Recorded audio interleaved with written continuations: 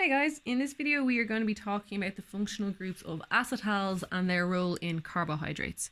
So acetals are in some ways relatively uncommon in organic synthesis as they're generally speaking unstable. So their general structure looks something like this. So you have a tetrahedral carbon in the middle, okay? So that's that here. And then you have two O-OR groups, okay? So where OR is a carbon or something else, it's not a hydrogen, okay? So this is an acetal, and I suppose one way to help you identify them is a diether. Okay, so that's kind of a way you can describe it. Now, that's not what you would say, but that's how you can mentally think about it to help you identify it. So what you're looking for is carbon, oxygen, carbon, oxygen, carbon. Okay, so that's what's here. Carbon, oxygen, carbon, oxygen, carbon. Okay, but on the way to making an acetal, what you will come across is a hemiacetal. So it's basically half an acetal, as the name might suggest. So the only real difference here is that you have an OR and an OH. Okay, so this is really, really important. It's definitely something that comes up in the exams. You'll be given a carbohydrate molecule, and I'll go into those in a few moments, and you'll be told identify 3 different functional groups. And in almost every case, 2 of them are going to be one hemiacetal, one acetal, and then usually a hydroxy group as well. Okay, so that's really important, being able to differentiate between a hemiacetal and an acetal. Okay, so in terms of how they're formed and where they come from, if you go back to one of the earlier videos on ester formation, okay, and in that video I said if you combine a carboxylic acid with an alcohol, what that will give you, and you can usually do this under acidic conditions, you'll end up with your ester and a molecule of water.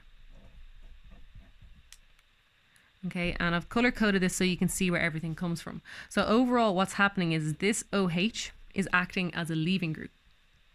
So if you imagine doing the same reaction with an aldehyde, okay, so if you have your aldehyde, better color code, you have your aldehyde, an alcohol,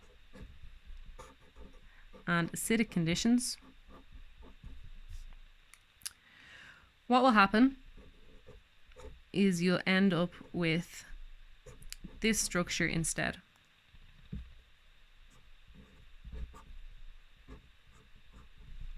Okay, and the reason why you get this instead of something similar to an ester is because this hydrogen is not a good leaving group. So not a leaving group.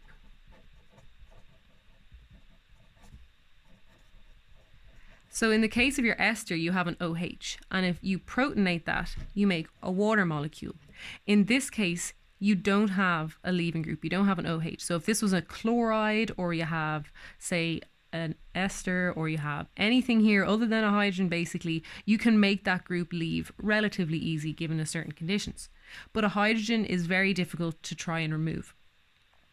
So because of that, when you react your aldehyde with an alcohol, you end up making a hemiacetal. Then normally what will happen is if you react this with another equivalent of the alcohol, you do have an OH which can leave. So then you end up getting to your acetal. Okay? So in terms of why these are important, okay? So first of all, hemiacetals are generally, and I'm just writing it down to emphasize it, okay, are generally unstable. So you will very rarely see a linear hemiacetal, okay? Usually that will be on the intermediate to forming an acetal or to forming something else.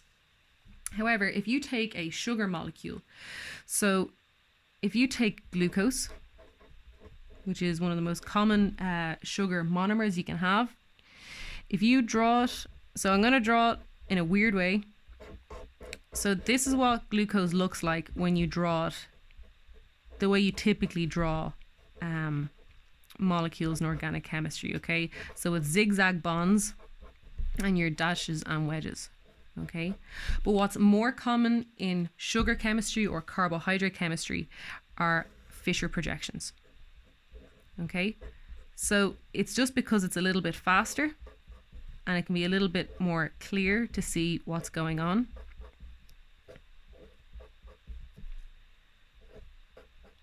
So in a Fischer projection, what you have is a line down the middle and basically a load of branches either side.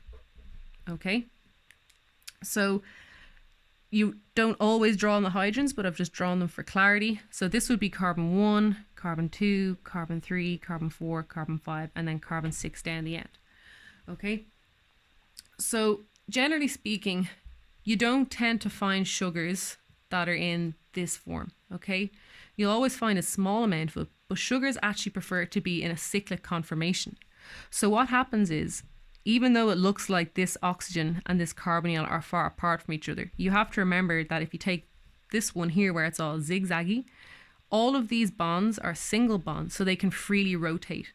So you can imagine all the molecule is spinning around, and it will reach a point where this oxygen here ends up being very close to this aldehyde. So what happens is it wraps all the way around and it attacks the aldehyde.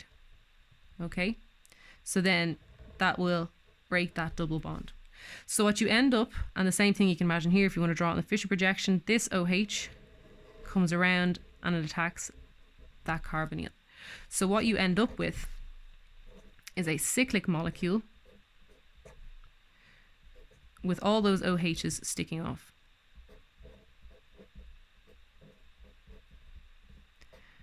And what's really important, just some very important features that I want to highlight. Okay, so this is the aldehyde carbon that got attacked.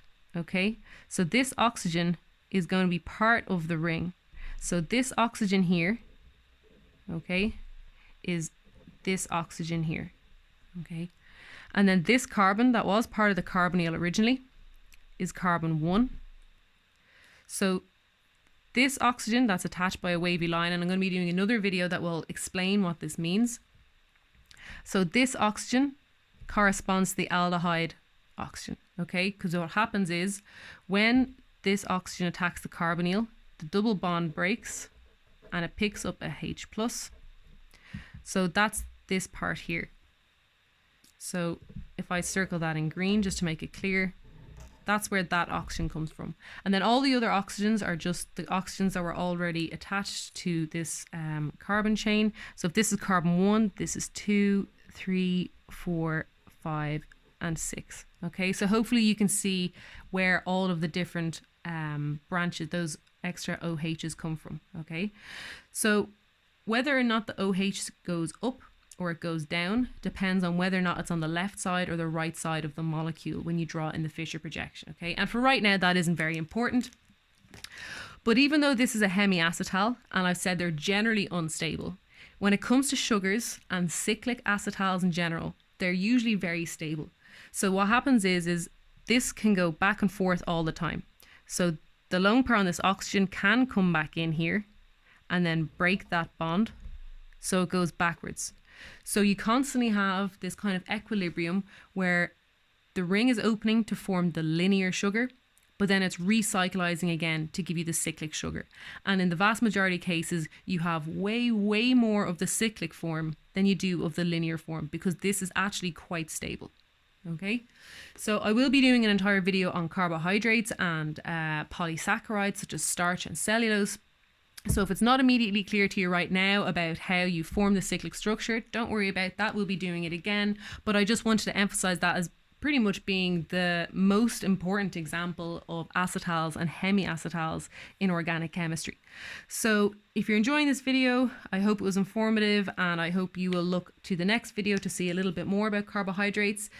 Please do check out my GoFundMe link down below, because all of these videos are being made as part of a fundraiser to raise money for Cystic Fibrosis Ireland. So thank you very much for listening, and I will see you next time.